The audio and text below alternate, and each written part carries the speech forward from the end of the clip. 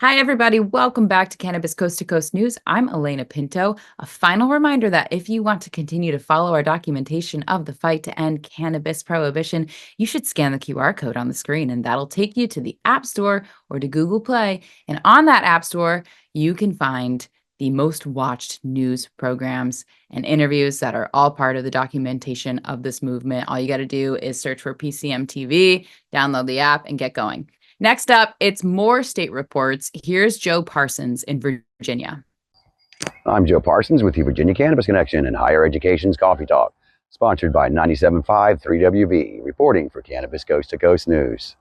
Could Virginia's reverse track on adult use and cannabis reform be the future of the entire industry moving forward?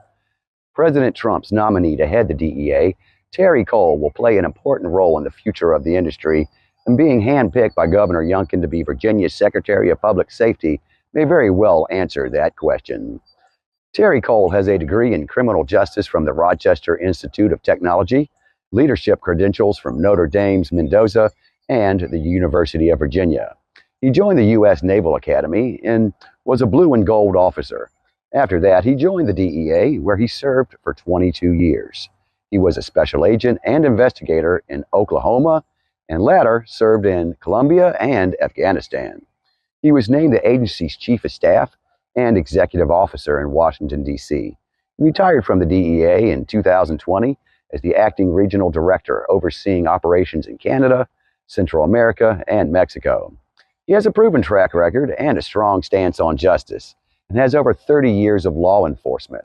So, on paper, sounds like a perfect choice, right? Well, not if you're an advocate for cannabis legalization.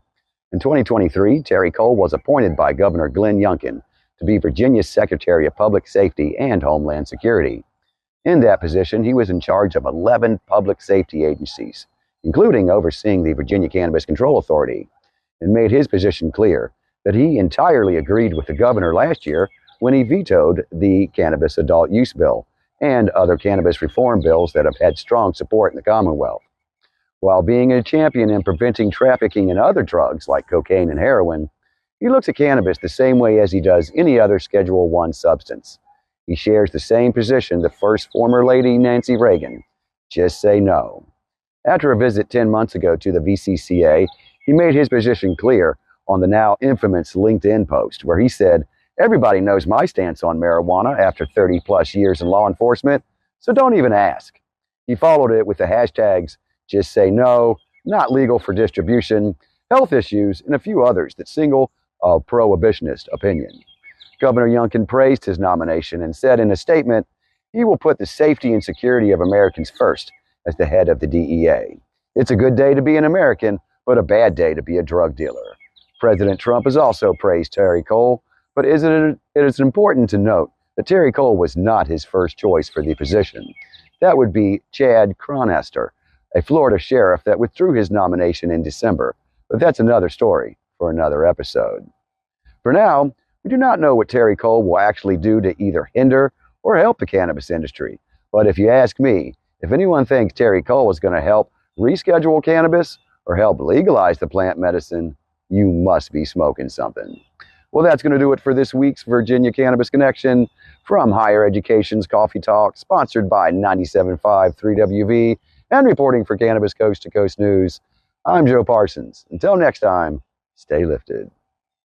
In Washington, D.C., the ominous reaction from the industry and their picks to head up the DEA and other government bodies has caused a lot of concern. And now some doctors are suing the DEA over their unfair handling of a rescheduling hearing that pretty much banned any pro-cannabis organization.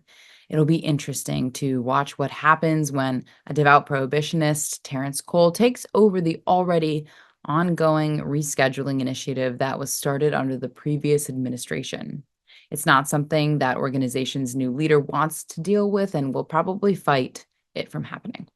With more from our nation's capital, here's Andrew Behringer. I'm Andrew Behringer with the Washington, D.C. report for Cannabis Coast to Coast News. Now, in a recent move that's raising some eyebrows across the cannabis industry, President Donald Trump has nominated Terrence C. Cole to head the Drug Enforcement Administration.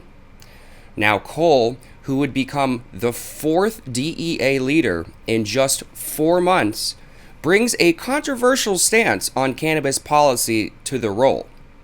Now, President Trump's latest pick for DEA administrator is no stranger to the DEA. Terrence Cole, who currently is Virginia's Secretary of Public Safety and Homeland Security, brings over 3 decades of law enforcement experience to the table, including 22 years with the DEA itself. But it's Cole's hardline stance on cannabis that's drawing the attention. The nominee has repeatedly endorsed Reagan-era Just Say No policies and recently shared controversial claims about cannabis becoming 4 times more dangerous than in previous decades. While Cole has cited statistics about increased cannabis potency and youth impacts, advocacy groups note that there has not been provided supporting evidence for these claims. This appointment comes at a very crucial moment as the DEA considers still rescheduling cannabis to a Schedule III status, a move that drew over 43,000 public comments under the Biden administration. Despite Cole's anti-cannabis position, Trump himself has expressed support for rescheduling on the campaign trail. Cole's nomination follows a rough period for the DEA leadership.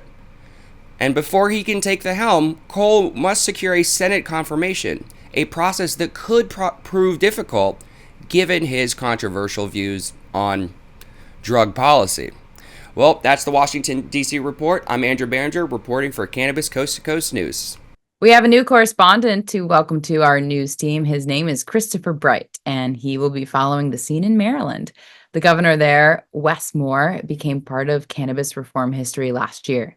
He expunged the records of over 170,000 people in his state who had nonviolent cannabis violations. He was honored this week at the Women Grow Conference in Baltimore. Welcome to Cannabis Coast to Coast News. I'm Christopher Bright from the Enlightened Voice, bringing you this week's top cannabis headlines from Maryland. Governor Wes Moore was honored with the Social Impact Award at the Women's Grow Leadership Summit for pardoning over 175,000 individuals convicted of misdemeanor drug offenses. His historic pardons, enacted in June 2024, included more than 150,000 for cannabis possession and over 18,000 for drug paraphernalia. He felt honored by the recognition and was proud of his commitment to social justice. Wes Moore spoke briefly to accept his reward.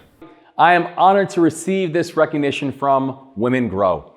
Maryland is committed to building a competitive, innovative cannabis industry that drives economic growth. And since awarding 205 conditional licensees last July, we've taken other bold steps forward, including pardoning 175,000 cannabis charges, the largest state-level pardon in American history, clearing the path for a new era.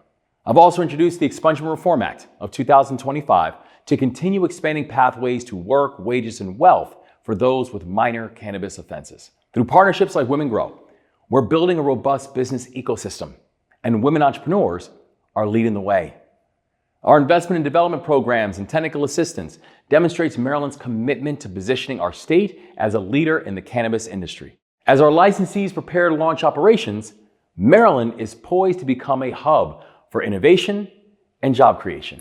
So, I'm proud of the work we've gotten done in Maryland, but there's a lot more we still have to do. Additionally, Moore nominated Tabitha Robinson as the leader of the Maryland Cannabis Administration. Robinson, who is still awaiting a Senate confirmation, previously worked on social equity licensing in New York. And now we have our Content Creator of the Week. I would like to acknowledge a local content creator, CJ, who's also known as Wash Your Grass Co., for his expertise in hash making. Consider following him for high quality services, or if you have any questions about cultivation and pressing. This has been this week's Maryland Cannabis Report. I'm Christopher Bright, the Enlightened Voice, reporting for Cannabis Coast to Coast News. Bill paying by the cannabis industry continues to be an issue that is becoming more and more typical. One of the largest cannabis operators in the country is Innovative Industrial Products, who own quite a bit of real estate, including grow houses, dispensaries, and manufacturing facilities all over the country.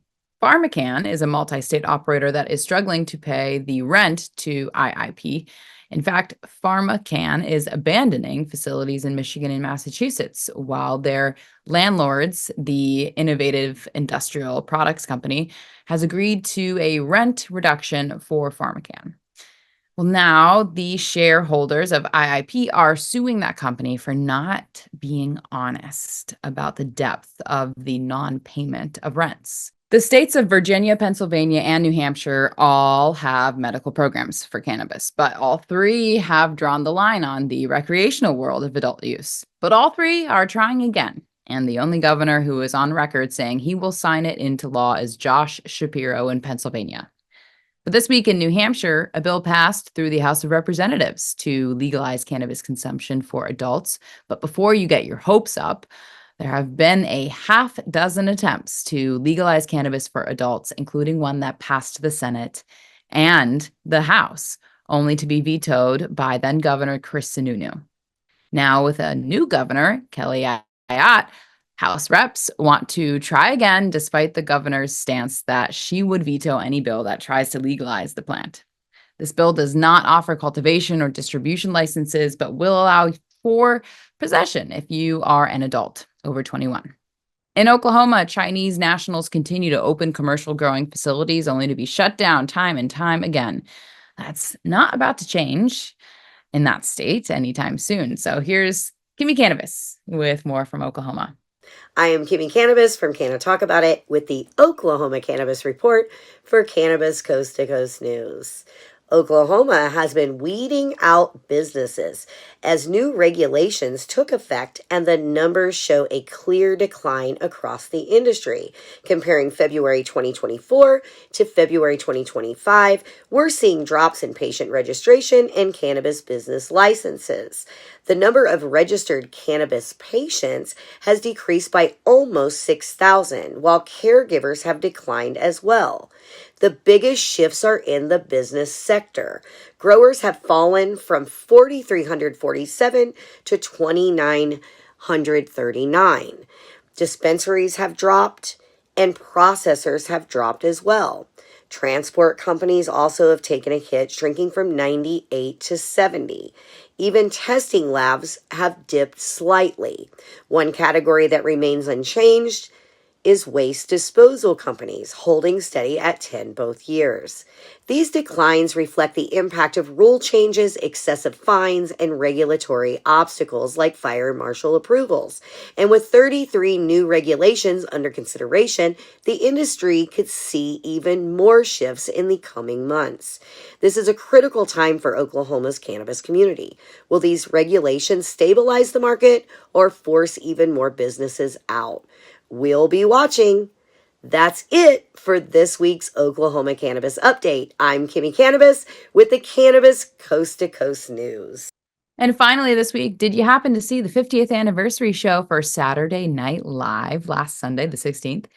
Cannabis and the cast of Saturday Night Live has always been one of those facts that many people knew about, but never really made a big deal over. And now with the plant medicine legal in New York, you would think that cast members would be more open about it. But current grower and actor Jim Belushi is on record saying that if cannabis was legal in New York in the 70s, when his brother John was a regular on that show, he would still be alive. Kate McKinnon made a reference where she said, "This weekend is so epic, I've already run out of marijuana." There was also a few barbs targeting Martha Stewart and Will Ferrell, mentioning the thick fog of chronic backstage. You also had Woody Harrelson resurrecting his hippie dude character from a 2014 sketch. And all in all, it was truly an epic event. And who knows if there will be another one in 25 years, which would be the 75th anniversary. And that would be really cool. That'll do it for this week's Cannabis Coast to Coast News. I'm Alaina Pinto. Remember, it's a whole new world of weed out there. Consume responsibly, and we will see you next week.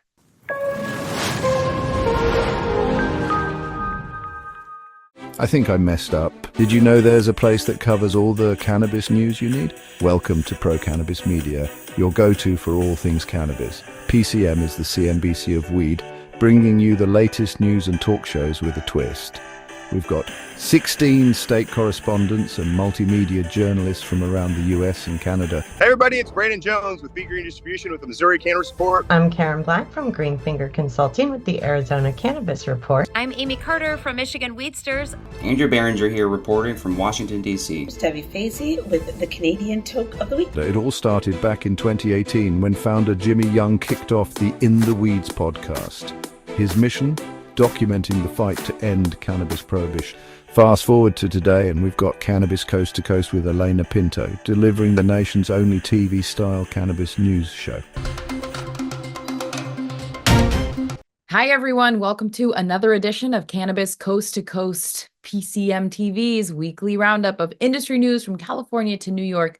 I'm Alaina Pinto. As of August 2024, PCM has racked up over 1.2 million views and 14.5 million impressions on our YouTube channel. With 15,000 subscribers and growing, our reach is spreading like wildfire. PCM's website, YouTube, Rumble, Discord, Roku, Twitch, Spotify, iHeartRadio, Apple Podcasts, and even our very own PCM TV app. Get your cannabis news fix with Pro Cannabis Media. We're here to keep you informed and entertained. Stay tuned and stay lifted.